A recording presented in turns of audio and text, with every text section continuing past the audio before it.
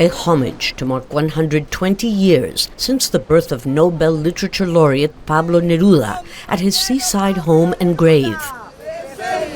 Half a century after his death, Neruda's poetry is published and read in more than 20 languages. He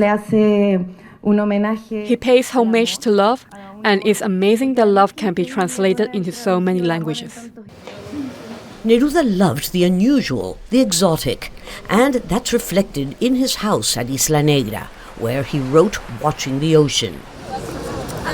98-year-old Rafael Plaza was Neruda's carpenter.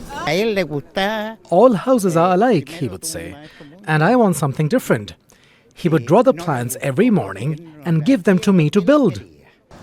Today the house is a museum featuring his collection of everything from unusual bottles to seashells to ship's figureheads.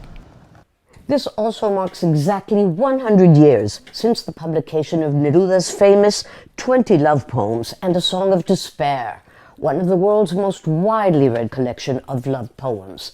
But while people still by the millions continue to swoon with it, Neruda was no angel, as he confessed himself in his memoirs, published just a year after his death.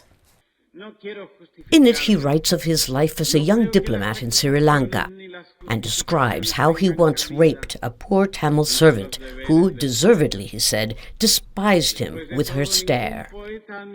He also allegedly abandoned a daughter born with a deformative disease, all this raising controversy about Neruda's morality.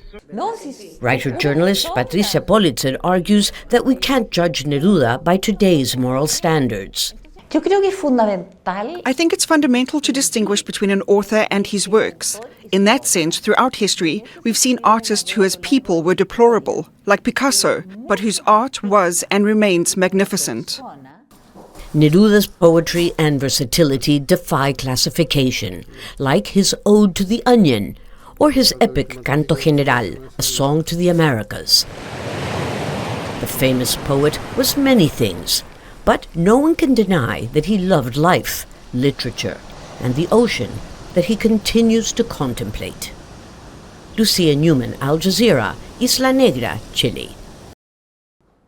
Make sure to subscribe to our channel to get the latest news from Al Jazeera.